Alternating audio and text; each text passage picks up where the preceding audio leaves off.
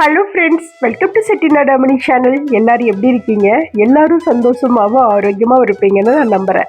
இன்றைக்கி நான் பார்க்க போகிற பதிவு என்ன அப்படின்னா, செவ்வாய்க்கிழமை காலையில் அதிகாலையிலேருந்து ஒரு 10:30 மணி வரைக்கும் நான் செய்த வேலைகளை ஒரு vlog-ஆ பார்க்கலாம். இதில் நீங்கள் கேட்ட கேள்விகளுக்கும் அப்படியே எனக்கு தெரிஞ்ச பதில் சொல்கிறேன்.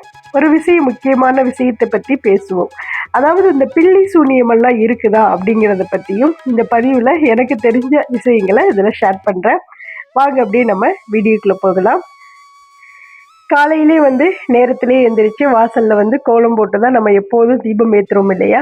எப்போதும் உருளி மாடத்தில் தான் அந்த 2 கோமாதா வச்சுருப்பேன். சரி, இன்றைக்கி கொஞ்சம் டிஃப்ரெண்ட்டாக 2 பக்கம் நிலைவாசல் பக்கம் அந்த சைடு ஒரு கோமாதா, இந்த சைடு ஒரு கோமாதா, அந்த மாடை எடுத்து 2 பக்கம் வச்சுட்டேன். ரொம்ப பார்க்குறதுக்கு அவ்வளோ அழகாக ரம்மியமாக இருந்தது. ரொம்ப அழகாக இருந்தது பார்க்குறதுக்கு. அதுக்கப்புறம் நம்ம அந்த இடத்துல எப்போதும் போல் நம்ம தீபம் ஏற்றிக்கலான்னு சொல்லிட்டு நிலைவாசல் படியில் சிம்பிளாக ஒரு கோலம் போட்டு விட்டுட்டேன். ஒரு சிஸ்டர் கமெண்ட்ஸில் சொல்லியிருந்தாங்க, போன டைம் கொடுத்த வீடியோவில் சொல்லியிருந்தாங்க, நான் வாக் போகிறத பற்றியெல்லாம் ஒரு டாக்டரே பேசியிருந்தாங்க. உங்களுடைய வீடியோ ரொம்ப ரொம்ப அருமையாக இருக்குது. ஆனால் ஒரே ஒரு விஷயந்தான் என்ன அப்படின்னா, நீங்கள் வாக் பண்ணும்போது ஷூ போட்டுட்டு வாக் பண்ணுங்க அப்படின்னு சொல்லியிருந்தாங்க. ரொம்ப ரொம்ப நன்றி சகோதரி. உங்களுடைய கமெண்ட்ஸை படிக்கும்போது எனக்கு அவ்வளோ சந்தோஷமாக இருந்தது. பரவாயில்ல, ஒரு டாக்டர் கூட நம்மளுடைய வீடியோஸ் பார்க்குறாங்களே அப்படின்னு நான் அவ்வளோ சந்தோஷப்பட்டுக்கிட்டேன். ரொம்ப ரொம்ப அவங்களுடைய ஐடி நேம் லாவண்யா அப்படிங்கிற ஐடி நேம்ல இருந்து தான் எனக்கு இந்த கமெண்ட் பண்ணியிருந்தாங்க. நான் ஷூ எல்லாம் வச்சிருக்கேன் சகோதரி, வச்சிருக்கேன். ஆனால் போடுறதுக்கு சோம்பேறித்தனப்பட்டுக்கிட்டு சரி ஒரு 1/2 hour தானே நடக்க போகிறோம் அப்படின்னு நினச்சிட்டு தான் அன்னைக்கு ஷூ போடாமலேயே நடந்தேன். அப்புறம் நீங்கள் சொன்னதுலேருந்து சரி ஓகேன்னு இந்த தூக்கி வச்ச பரண்டியில் தூக்கி வச்சிருப்போம் இல்லையா ஷூ, அதெல்லாம் எடுத்து தட்டி தூசி தட்டி எடுத்து வச்சாச்சு. நேற்று காலையில் அதுதான் போட்டுக்கிட்டு நான் வாக் போனேன். ரொம்ப நல்லா இருந்தது. அதை போடும்போதும் எனக்கு வாக் பண்ணும்போதும் எனக்கு உங்களுடைய ஞாபகம் தான் எனக்கு வந்தது. உங்களுடைய கமெண்ட்ஸோட அந்த ஞாபகம், நீங்கள் சொன்ன விதம், அதுதான் எனக்கு முன்னாடி வந்தது. ரொம்ப ரொம்ப நன்றி. பரவாயில்ல, இவ்வளோ உன்னிப்பாக கவனித்து நம்மளையும் ஒரு கூட பிறந்த சகோதரியா, ஒரு அம்மாவா, அக்காவா, அத்தையா, நீங்கள் சொல்லக்கூடிய ஒவ்வொரு விஷயங்களும் எனக்கு ரொம்ப ரொம்ப பிடிச்சிருக்குது. நானும் அதை ஃபாலோ பண்ணிக்கிறேன். அதுக்கப்புறம் பார்த்தீங்கன்னா, ஒரு சிஸ்டர் ரொம்ப பெரிய கமெண்ட்டாக பண்ணியிருந்தாங்க. நான் கமெண்ட்ஸுக்கு உடனே ரிப்ளை கொடுக்கல அப்படின்னு சொல்லிட்டு யாருமே வருத்தப்படாதீங்க. நான் எனக்கு ஃபுல்லாக vlog எடுக்கிறதுனால எனக்கு டைம் அதுலேயே போயிடுது. மற்ற எந்த சோசியல் மீடியாவுக்குள்ளேயுமே போகிறதுக்கு டைமே கிடைக்கிறதில்ல. அதனால பார்த்தீங்கன்னா, நான் ஃபுல் vlog எடுக்கிறதுக்கு, எனக்கு எடிட் பண்ண, மறுபடியும் கண்டென்ட் நான் யோசிக்கிறது, இதுலேயே டைம் இதாகிடுதா. அதனால தான் நைட் நேரம் நான் உங்களுக்கு எல்லாருக்குமே நான் ரிப்ளை கொடுக்குறேன். அதனால் யாரும் தப்பாக நினச்சிக்காதீங்க. என்னடா வீடியோஸ் போட்ட உடனே எந்த ரிப்ளைக்கும் நம்ம கொடுக்கக்கூடிய கமெண்ட்ஸுக்கு எதுக்குமே ரிப்ளை பண்ண மாட்டேங்கிறாங்களே அப்படின்னு நீங்கள் நினைக்காதீங்க. எல்லாருடைய கமெண்ட்ஸையும் நான் படிப்பேன். அதை படிச்சுட்டேன் அப்படின்னாவே நான் ரிப்ளை கொடுத்துருவேன். ஃபஸ்ட்டு நான் படிச்சுக்குவேன். ஒரு கமெண்ட்ஸுக்கு ரிப்ளை கொடுத்து ஒரு கமெண்ட்ஸுக்கு கொடுக்கல அப்படின்னா எல்லாருமே மனசுக்குள்ளே நினைக்கிறதானே, என்னடா அவங்களுக்கு கேட்ட கேள்விக்கு மட்டும் ரிப்ளை கொடுத்துருக்காங்க, நமக்கு எதுவுமே பதில் சொல்ல மாட்டேங்கிறாங்களே அப்படின்னு கண்டிப்பாக யோசிப்பீங்க. அதனால் நான் கமெண்ட்ஸ் எல்லாம் படிச்சிருவேன். அதுக்குன்னு டைம் ஒதுக்கி நான் மறுபடியும் அந்த கமெண்ட்ஸை படிச்சுட்டு அதுக்கப்புறம் தான் நான் ரிப்ளை கொடுக்கறது. அதனால யாரும் தப்பாக நினச்சிக்காதீங்க. அப்புறம் தான் ஒரு சிஸ்டர் கமெண்ட்ஸில் சொல்லிகிட்டே இருந்தாங்க, அக்கா நீங்கள் vlog கொடுக்கும்போது கோலம் போட்டு வீடியோ கொடுங்கக்கா, அதுதான் எங்களுக்கு பிடிச்சிருக்கு அப்படின்னு. நான் காலையில் எந்திரிச்சு உங்களுக்காகவே பார்த்தீங்கன்னா கோலம் போட்டு கொஞ்சம் நல்லா பார்க்குற மாதிரி கோலம் போடுற மாதிரி ஒரு சூழ்நிலை இருக்குது. இல்லை அப்படின்னா சும்மா சாஸ்திரப்புக்கு ஒரு முக்கோணமோ, இல்லை அப்படின்னா ஒரு தாமரைப்பூவோ எதையோ ஒன்று சாஸ்திரப்புக்கு போட்டு விட்டுட்டு நம்ம வேலையை தொடங்க ஆரம்பிப்போம். ஆனால் அவங்க சொன்னதுலேருந்தே பார்த்தீங்க அப்படின்னா சரின்னு கொஞ்சம் முக்கியத்துவம் கொடுத்து கொஞ்சம் கோலம் அவங்க போடுற மாதிரி ரொம்ப ஈஸியாக இருக்கிற மாதிரியும் கொஞ்சம் பெரிய கோலமாகவும் போட்டு நான் வீடியோஸ் உங்கள் எல்லாருக்குமே கொடுக்குறேன். கண்டிப்பாக உங்களுடைய எதிர்பார்ப்பு தானே நம்மளுடைய சேனல். அதனால் கண்டிப்பாக நீங்கள் எப்படியெல்லாம் கேட்குறீங்களோ அப்படி தான் நம்ம சேனலில் வரும். அதே போல் இன்னொரு சிஸ்டம் சொல்லியிருந்தீங்க, அக்கா vlog கூட சமையலையும் கொடுத்துருங்கக்கா அப்படின்னு சொல்லி. அதே போல் தான் இப்போ நான் உங்களுடைய எண்ணோட்டம் என்னவோ அதுக்கு தகுந்த மாதிரியே நான் சேனலை ரன் பண்ண ஆரம்பிச்சிட்டேன். அதனால அதுக்கு தகுந்த மாதிரியே நம்ம காலையிலேருந்து ஈவினிங் வரைக்கும் நான் என்னென்ன வேலைகள்லாம் டெய்லி நான் செய்கிறேனோ அதை வந்து உங்களுக்கு vlog-ஆ கொடுக்குறேன். ரொம்ப லாங்கா கொடுத்தேன் அப்படின்னா உங்களுக்கு போர் அடிச்சிரும். அதனால பார்த்தீங்கன்னா நீங்களே 1 மணி நேரம் வீடியோ கொடுங்க, 1/2 hour வீடியோ கொடுங்கலாம் கேட்குறீங்க. எடுத்துருவேன் நான். எடுக்கிறது எல்லாமே பார்த்தீங்கன்னா அவ்வளோ டைம் எடுத்து தான் நான் வந்து வீடியோஸ் எடுக்கிறேன். ஆனாலும் பார்த்தீங்கன்னா எடிட்டிங்கில் பாதியை கட் பண்ணிடுவேன். அப்புறம் பார்த்தீங்க அப்படின்னா ரொம்ப லாங்காக கொடுத்தாலும் உங்களுக்கு பிடிக்கிறவங்களுக்கு அது வந்து போர் இல்லாமல் இருக்கும், பார்க்குறதுக்கு இன்ட்ரெஸ்டிங்காக இருக்கும். யாராவது ஒருத்தர் வந்து புதுசாக பார்க்குறப்போ என்னடா இவ்வளோ பெரிய வீடியோவாக இருக்குது அப்படின்னு நினைப்பாங்க. அதனால தான் பார்த்தீங்க அப்படின்னா முடிஞ்ச அளவுக்கு நான் வந்து ஒரு 25 நிமிஷத்துலேருந்து நான் வந்து ஒரு 30 நிமிஷம் வரைக்கும் கொஞ்சம் சுருக்கியே நான் வந்து வீடியோ கொடுக்குறேன்.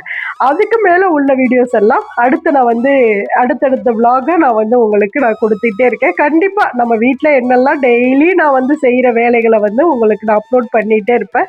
பாருங்க, சப்போர்ட் பண்ணுங்க. அதுக்கப்புறம் ஒரு அம்மா வந்து கமெண்ட் பண்ணியிருந்தாங்க. என்னை விட வயசில் ரொம்ப மூத்தவங்க. அவங்களுடைய பேர் வந்து பார்த்தீங்கன்னா மதுமணி.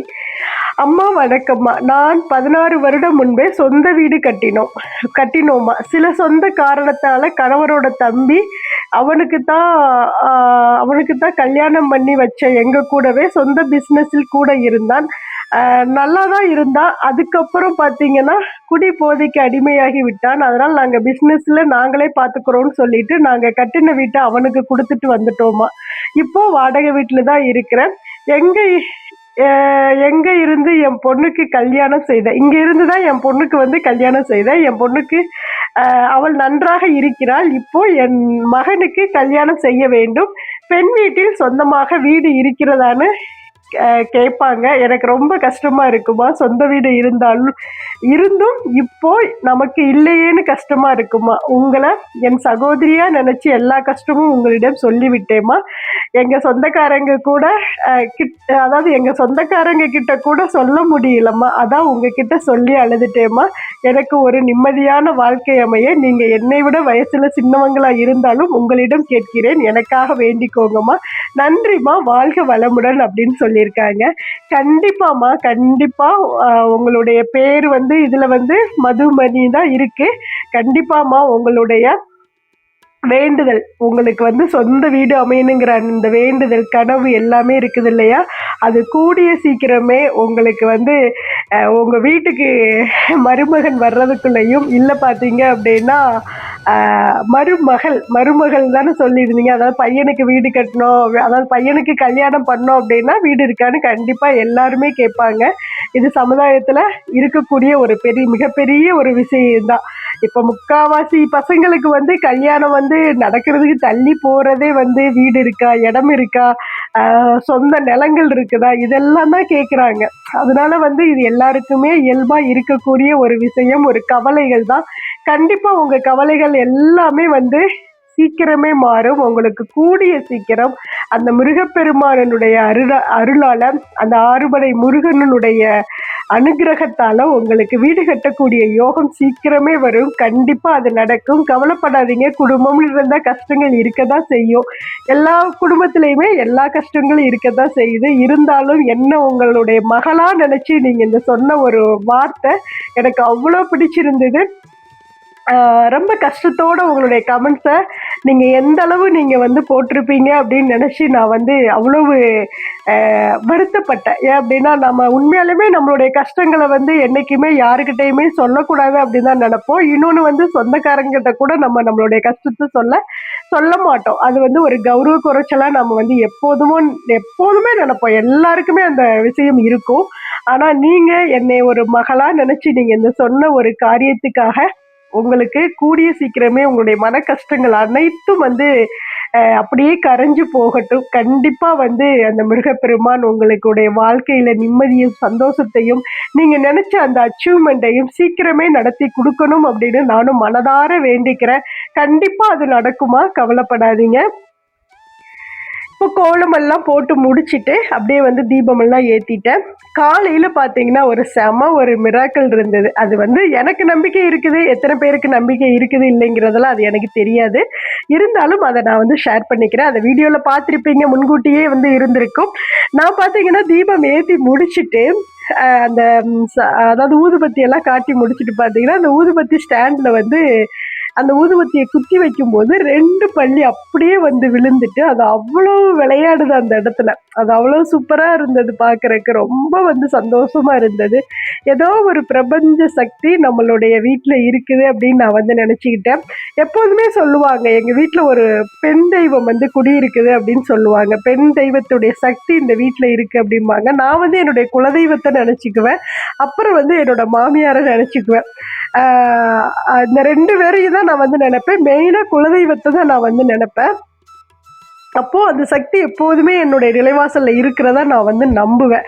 அதை தான் உங்களுக்கு காலையிலே ஒரு ஷார்ட்ஸாக வந்து உங்களுக்கு வீடியோ கொடுத்துருப்பேன். இப்போ லாங்லேயும் அதை வந்து ஷேர் பண்ணியிருப்பேன். அதுவும் பார்த்தீங்கன்னா நான் அப்படியே வீடியோ எடுத்துக்கிட்டே இருக்கேன். அது அப்படியே வந்து அழகாக 2 பல்லியும் கீழே வந்து விழுந்து அதோடைய விளையாட்டை வந்து அழகாக நடத்திட்டு அப்படியே அழகாக மேலே ஏறி போயிடுச்சு. அது ஒரு சந்தோஷமான ஒரு வைப்ரேஷனாக இருந்தது. நன்றி, பிரபஞ்சத்துக்கு ரொம்ப நன்றி. அதுக்கப்புறம் நம்ம வந்து அப்படியே சமையலுக்குள்ளே வந்துடலாம். சாமியெல்லாம் கும்பிட்டு முடிச்சுட்டு பார்த்தீங்கன்னா டக்குன்னு வந்து சமையலுக்கு வந்துட்டேன். காலையில் வந்து கோதுமை பொங்கல் தான் செஞ்சுருந்தேன். கோதுமை, அதாவது கோதுமைனா ரவை கிடையாது. அது வந்து இந்த உடைச்ச அரிசி மாதிரியே தான் இருக்கும். அது நம்ம ஒரு 5-6 விசில் விட்டால் மட்டும்தான் அது வேகும். அந்தளவுக்கு பார்த்தீங்கன்னா நல்லா களைஞ்சி ஃபஸ்ட்டு ஊற வச்சுட்டோம்னா கொஞ்சம் ஊறிடும். அதுக்கப்புறம் தேவையான அளவு தண்ணி விட்டு, எப்போதும் சாப்பாடுக்கு விடுற அளவு தண்ணி தான். அப்படியே விசில் விட்டோம் அப்படின்னா நான் ஒரு 5 விசில் விடுவேன். நல்லா சாப்பாடாயிரும். அதை பொங்கல் மாதிரியும் நம்ம சாப்பிட்டுக்கலாம், இல்லை சாப்பாடு மாதிரியும் சாப்பிட்டுக்கலாம். அதுக்கப்புறம் பார்த்தீங்கன்னா அதுக்கு வந்து கோவக்காய் பொரியல் தான் செஞ்சேன். இந்த கோவக்காய் பொரியல் ஏற்கனவே நம்ம சேனலில் பதிவாக கொடுத்துருக்கேன். இருந்தாலும் இதில் நான் சொல்கிறேன், ரொம்ப சிம்பிள் அண்ட் ஈஸி தான். இதே மாதிரி செஞ்சு பாருங்கள், ரொம்ப சூப்பராக இருக்கும். கோவக்காய் வந்து சுகர் பேஷண்ட்லாம் அடிக்கடி நம்ம வந்து எடுத்து சாப்பிடணும். இதில் அவ்வளோ சத்துக்கள் இருக்குது. எல்லா காயை விட இந்த கோவக்காய் வந்து ரொம்ப ரொம்ப நல்லது. சில கோவக்காய் வந்து கசக்கும், சில கோவக்காய் வந்து கசக்காது. கசக்காத கோவக்காயை வாங்கிட்டு வந்து நீங்கள் இது மாதிரி செஞ்சு பாருங்கள். ஃபஸ்ட்டு வந்து அடுப்பில் வந்து கடாய் வச்சுக்கோங்க. கடாய் சூடானதும் நான் வந்து இந்த இது வந்து என்னோட ஹஸ்பண்ட் வந்து அவருடைய ட்ரீட்மெண்ட்டுக்கு போயிருந்தாங்க. அங்கேயே அந்த எண்ணெய் கொடுத்துருந்தாங்க. அந்த நல்லெண்ணெய் வந்து அவங்களுடைய அந்த ட்ரீட்மெண்ட்லேயே வந்து கொடுத்த எண்ணெய் தான். பெரும்பாலும் பொரியல் அவருக்கு நான் செய்கிறேன் அப்படின்னா அந்த எண்ணெய் ஊற்றி தான் நான் வந்து அவருக்கு பெரும்பாலும் சமையல் அந்த எண்ணெய் மட்டும்தான் ஊற்றிக்குவேன். அதையே தான் நாங்களும் சாப்பிட்டுக்கிறோம். அது நல்லெண்ணெய் தான், இருந்தாலும் சுத்தமான நல்லெண்ணெய் அப்படின்னு சொல்லிட்டு அங்கே கொடுத்துருந்தாங்க. 1 லிட்டர் 680 என்னமோ, 650 750, கொஞ்சம் காஸ்ட்லி தான்.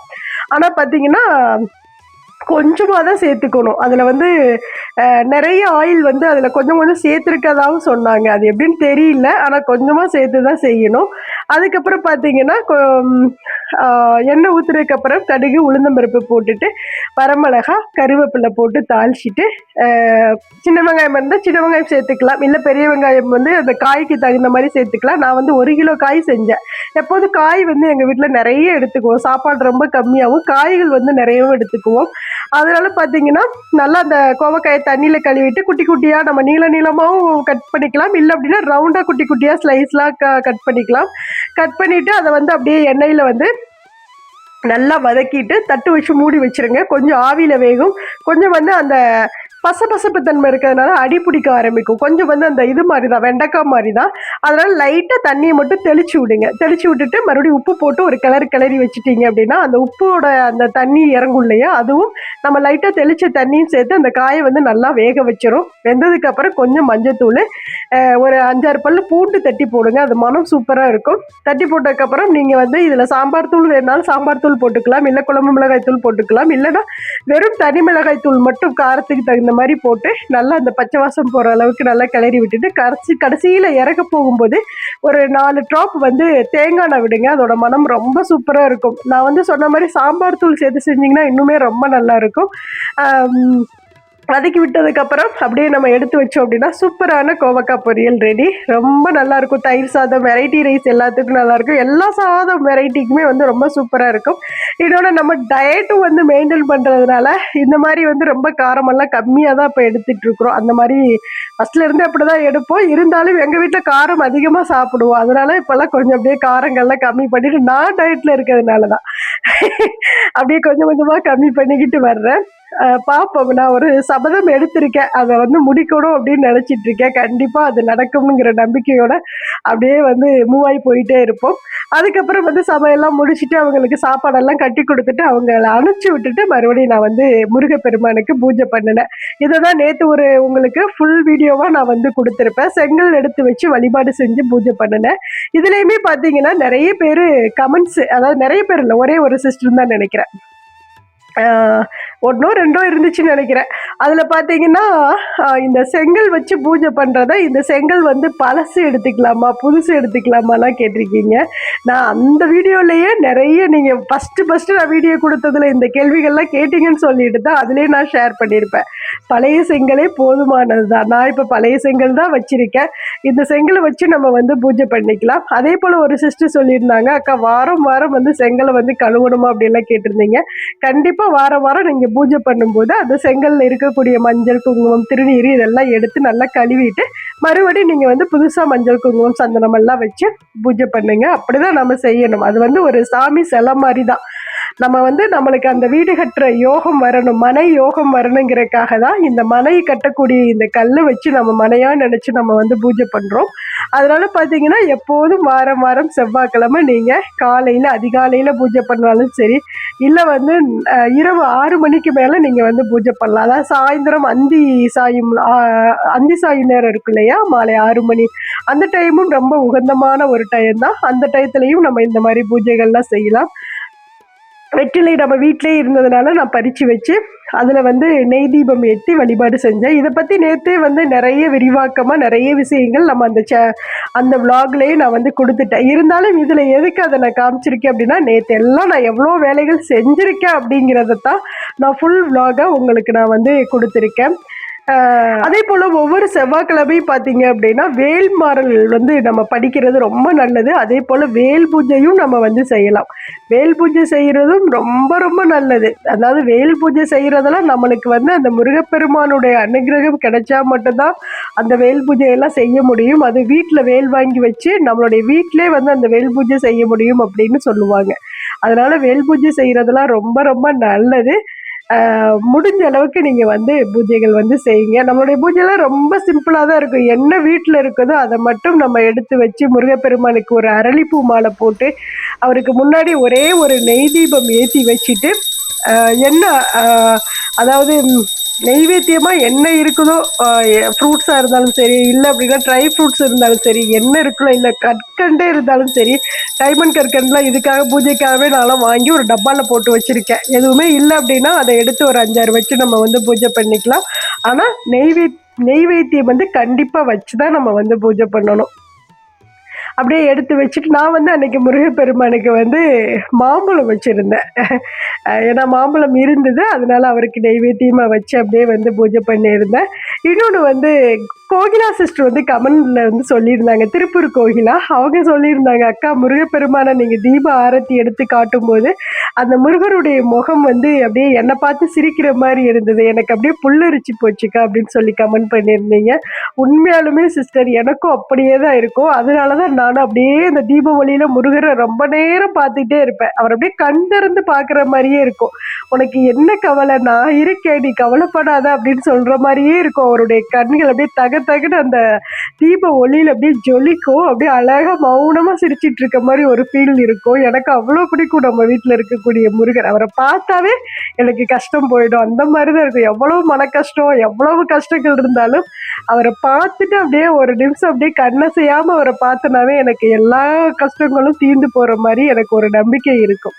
அதுக்கப்புறம் பூஜையெல்லாம் முடிச்சுட்டு பார்த்தீங்கன்னா, ஏன்னா நான் வாகு உங்களுக்கு நான் எடுத்துட்டு நான் வீடியோ கொடுக்கணும், இன்னொன்று அந்த நேரத்துலேயே நான் வந்து பூஜை செஞ்சு முடிச்சிடணும் இல்லையா, அதனாலே நான் வந்து சரி கையோடு வந்து பூஜையை முடிச்சுட்டு அதுக்கப்புறம் நம்மளுடைய ரொட்டீனை வேலையை செய்யலாம். ஏன்னா அதுக்கப்புறம் நம்ம வாக்கெலாம் போகிறதுனால வேர்க்கும் அப்படிங்கிறக்காக சரி அப்படியே ஃப்ரெஷ்ஷாக இருக்கையிலே பூஜையை முடிச்சிடலாம் அப்படின்ட்டு தான் முடித்தேன். முடித்ததுக்கப்புறம் பார்த்தீங்கன்னா ஹாட் வாட்டரில் வந்து லெமனும் அண்டு ஹனியும் சேர்த்து ஒரு ஸ்பூன் சேர்த்து நல்லா கலக்கிட்டு அப்படியே வெளியில் போய் நின்றுட்டு அப்படியே வேடிக்கை பார்த்துட்டே வந்து அதை குடிச்சு முடித்தேன். ஏன் வெளியில் போய் நின்று குடிக்கிறேன் அப்படின்னா, நல்லா அந்த மழை காற்று ரொம்ப சூப்பராக இருந்தது. காலையிலே வந்து அவ்வளோ காற்று வந்தது. ஏன்னா காலையில் தீபம் ஏற்றையிலே பார்த்தீங்கன்னா காற்று அப்படியே தீபத்தை கூட எரிய விடாது, அந்த அளவுக்கு காற்று இருந்தது. அதனால தான் நான் வெளியில் வந்து சும்மா லைட்டாக சிம்பிளாக போட்டேன். ஏன்னா கோலம் அப்படி போடும்போதே பார்த்தீங்கன்னா அப்படியே காற்றுல இழுத்துக்கிட்டே போயிடுது. ஏன்னா அந்த கோல மாவில் அரிசி மாவு கலந்துருப்போம் இல்லையா, அதனால இப்படி நம்ம ஒரு கோடு இழுத்தோம்னாவே அப்படியே வந்து அடிச்சுக்கிட்டு போயிடுது, அந்த மாதிரி இருந்தது. அதுக்கப்புறம் கேட்டை நம்ம லாக் பண்ணிட்டு இங்கே உள்ள கோலம் போடுறப்போ காற்று கம்மியாக தான் இருக்கும். கேட்டை திறந்தா மட்டும்தான் காற்று ஃபுல்லாக உள்ளே வர்ற மாதிரி இருக்கும். இப்போ பாருங்க, அந்த தோரணம் கூட காற்றுல எந்த அளவுக்கு ஆடுது அப்படின்னா அந்த அளவுக்கு காற்று இருந்தது. சரின்ட்டு அப்படியே போய் ஜாலியாக போயிட்டுன்னு அப்படியே அந்த ஹாட் வாட்டரையும் குடிச்சிட்டு அதுக்கப்புறம் அப்படியே அரசியல் நிகழ்வுகளை எல்லாம் கேட்டுக்கிட்டு நம்ம வாக்கிங் போகலாம் அப்படின்ட்டு அப்படியே வந்து இதை ஸ்பீக்கரை எடுத்து வச்சிடலாம் அப்படின்ட்டு போனேன். அதுக்குள்ளேயும் பார்த்தீங்கன்னா சரி கிச்சனுக்குள்ளே பாத்திரம் எல்லாம் வந்து சமையல் முடிச்சுட்டு அப்படியே சிங்கில் இருந்தது. சரி அதை எல்லாமே பார்த்தீங்கன்னா டிஷ்வாஷரில் போட்டு விட்டுடலாம் அப்படின்ட்டு போட்டு விட்டுட்டு போனோம்னா அதுவும் அப்படியே வந்து கழுவிட்டு இருக்கும். நம்மளும் அப்படியே வாக் போயிட்டு மற்ற வேலைகள்லாம் செஞ்சுட்டு வர்றக்குள்ளே அது கழுவி முடிச்சிடும். அதுக்கப்புறம் எடுத்து நீட்டாக அடிக்கிடலாம் அப்படின்ட்டு சரின்னா அந்த பாத்திரத்தை எல்லாமே அதில் வந்து அடுக்கி விட்டேன். இதை பற்றி கூட ஃபஸ்ட்டு ஒரு சிஸ்டர் கமெண்ட்ஸ்ல எல்லாம் கேட்டிருந்தாங்க, அக்கா வந்து இந்த டிஷ்வாஷரை நீங்கள்லாம் இப்போ காட்டுறதே இல்லையேக்கா, யூஸ் பண்ணுறீங்களா இல்லையான்னு கூட கேட்டிருந்தாங்க. யூஸ் பண்ணுவேன், நான் வந்து அடிக்கடி யூஸ் பண்ண மாட்டேன். இப்போ வேலைகள் அதிகமாக இருக்குது, இல்லை நம்ம எங்கேயாவது அர்ஜென்ட்டாக வெளியே கிளம்புறோம் அப்படின்னா இதில் பாத்திரத்தெல்லாம் போட்டு விட்டுருவேன். இல்லை நம்ம வீட்டில் தானே இருக்கிறோம், வேலைகள் கம்மியாக இருக்குது, பாத்திரம் கொஞ்சம் தான் இருக்குதுன்னா பெரும்பாலும் கையிலேயே கழுவிடுறது. அதாவது வந்து இப்போல்லாம் மெஷின் வாங்கிட்டோமே அப்படிங்கிறதுக்காகவே போடுறேன். வந்து எனக்கு அந்த ஆப்ரேஷன் பண்ண அந்த டயத்தில் வந்து நிற்க முடியல. ஏன்னா பேக் பெயின் அதிகமாக இருந்ததுனால நின்று என்னால் வேலை செய்ய முடியல. பையனே கூட இருந்து எனக்கு எல்லாம் பண்ணி கொடுத்தான். நம்ம லீவில் இருந்ததுனால அவனே பாத்திரம் கழுவுறது மற்ற வேலைகள் எல்லாமே அவன் செஞ்சு கொடுத்தான். சரி ஆள் போடலான்னு பார்த்தா அதுவும் எனக்கு செட் ஆகலை. சரி ஓகே, இது மாதிரி ஒரு மிஷின் வாங்கிட்டோம் அப்படின்னா பாத்திரம் தான் நம்ம ரொம்ப நேரம் நின்று சமைப்போம், அதாவது சரி வேலை செய்வோம். பாத்திரம் கழுவுறதா வந்து பெரிய வேலையாக இருக்கும். அதனால பார்த்தீங்கன்னா சரி ஒரு மெஷினே நம்ம வாங்கி வச்சிருவோம் அப்படின்னு சொல்லிட்டு தான் வாங்கினது. ஏன்னா அந்த டயத்தில் அப்போ நிற்க முடியாது. ஒரு 5 நிமிஷம் நின்று நான் வேலை செஞ்சேன்னா கூட எனக்கு பயங்கர பேக் பெயின் இருக்கும். அப்படியே போய் சோபாவில் படுத்துருவேன். இப்போ ஒரு குழம்பு தாளிக்கிறேன் அப்படின்னா எண்ணெயை ஊற்றி கடுகை போட்டு அந்த வெங்காயம் வதங்குற வரையும் போய் படுத்துருவேன். திரும்பி எந்திரிச்சு வந்துட்டு அப்படியே மறுபடியும் அடுத்தடுத்த காய்களை போட்டு வதக்குறது, குழம்பு செய்கிறது, சாப்பாடு செய்கிறது, அந்த மாதிரியெல்லாம் கஷ்டப்பட்டேன் அந்த டயத்தில்.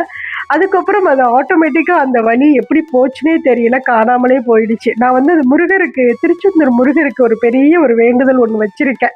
இந்த வலி எனக்கு சரியாயிடுச்சு அப்படின்னா நான் வந்து அந்த வேண்டுதலை நான் நிறைவேற்றேன் அப்படின்னு சொல்லி முருகப்பெருமானிட்ட போய் நம்மளுடைய பூஜை அறையில் கையேந்தி நின்று அந்த பெரிய முருகர் இருக்காருல்ல ஃபோட்டோட அப்படியே வந்து அவருடைய கண் மணிகளை பார்த்து அவ்வளோ கண்ணீர் சிந்தி வேண்டிட்டேன். ஏன்னா என்னால் அந்த வலியை தாங்கவே முடியல. பெல்ட் போட்டாலும் சரி வலி இருந்துகிட்டே இருந்தது. பிசியோதெரப்பி செஞ்சாலும் அந்த வலி இருந்துகிட்டே இருக்கும். யாராவது வந்து அப்படியே அந்த இடுப்பை மிதிச்சு விட்டா நல்லா இருக்கும், அந்த மாதிரி ஒரு வலி இருந்துகிட்டே இருந்தது.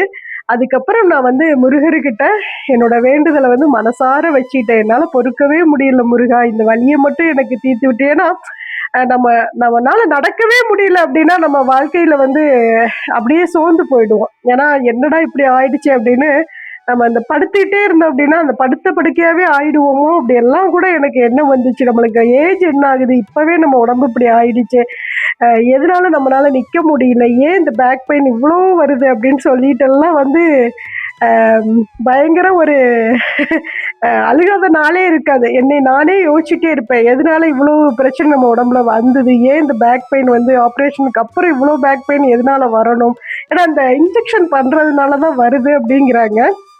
ஆனாலும் எனக்கு வந்து இந்த மாதிரி வலி நிற்கவே முடியாத அளவுக்கு வலி இருந்ததுனால தான் என்னால் அதை ஏற்றுக்கவே முடியல. ஒருவேளை நம்ம அப்படியே இப்படியே முடம்பு ஆயிடுவோமோ அப்படியெல்லாம் கூட நினச்சி நான் அழுகாத நாட்களே கிடையாது. பசங்க 2 பேரும் சின்னவங்க, நம்மளை நம்பி தான் ஹஸ்பண்ட் இருக்காரு, பிள்ளைங்க இருக்கிறாங்க, அவங்கள நம்ம பார்க்கணும், இன்னும் எவ்வளவோ இருக்குது லைஃப்பில், இப்போவே நம்மளால் எந்திரிச்சு நிற்க கூட முடியலையே அப்படி எல்லாம் ஃபீல் பண்ணிவிட்டு முருகர்கிட்ட அந்த வேண்டுதலை வச்சதுக்கப்புறம் அது அப்படியே நாளடைவில் கொஞ்சம் கொஞ்சமாக அது சரியாச்சுப்பா. உண்மையாலுமே இது வந்து கடவுளுக்கு நிகரான சத்தியமான உண்மை. அந்த முருகப்பெருமான், திருச்செந்தூர் முருகப்பெருமானுக்கு நிகரான சத்தியமான உண்மை. அது அப்படியே அந்த வலி வந்து எனக்கு சரியாயிடுச்சு. வேண்டுதலை தான் நான் போய் நிறைவேற்றணும். அது என்னைக்கு போகிறேன்னு தெரியல. கண்டிப்பாக அதை போய் நிறைவேற்றிட்டு வரணும்.